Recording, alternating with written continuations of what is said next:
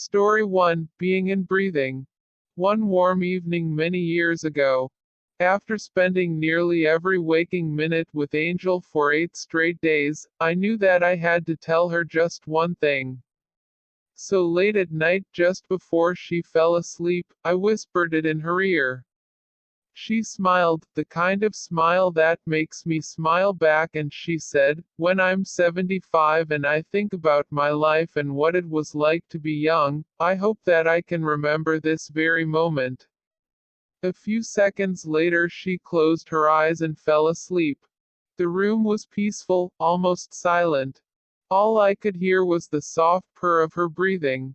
I stayed awake thinking about the time we'd spent together and all the choices in our lives that made this moment possible. And at some point, I realized that it didn't matter what we'd done or where we'd gone. Nor did the future hold any significance. All that mattered was the serenity of the moment. Just being with her and breathing with her. The moral: we must not allow the clock, the calendar, and external pressures to rule our lives and blind us to the fact that each individual moment of our lives is a beautiful mystery and a miracle, especially those moments we spend in the presence of a loved one. Story 2, All the Difference in the World. Every Sunday morning I take a light jog around a park near my home. There's a lake located in one corner of the park. Each time I jog by this lake, I see the same elderly woman sitting at the water's edge with a small metal cage sitting beside her. This past Sunday my curiosity got the best of me, so I stopped jogging and walked over to her. As I got closer, I realized that the metal cage was in fact a small trap. There were 3 turtles, unharmed, slowly walking around the base of the trap.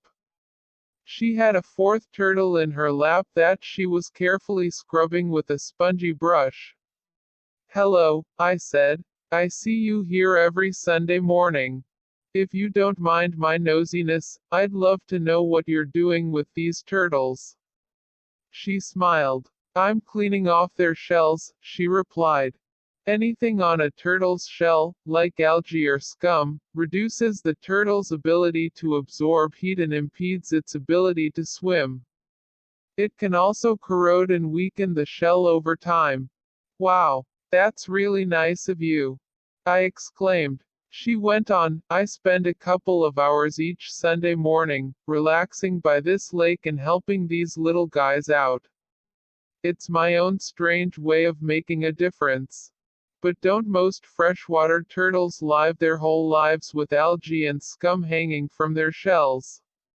I asked. "Yep, sadly, they do," she replied. I scratched my head. "Well then, don't you think your time could be better spent? I mean, I think your efforts are kind and all, but there are freshwater turtles living in lakes all around the world. And 99% of these turtles don't have kind people like you to help them clean off their shells. So, no offense, but how exactly are your localized efforts here truly making a difference?" The woman giggled aloud. She then looked down at the turtle in her lap, scrubbed off the last piece of algae from its shell, and said, "Sweetie, if this little guy could talk, he'd tell you I just made all the difference in the world." The moral: you can change the world, maybe not all at once, but one person, one animal, and one good deed at a time. Wake up every morning and pretend like what you do makes a difference.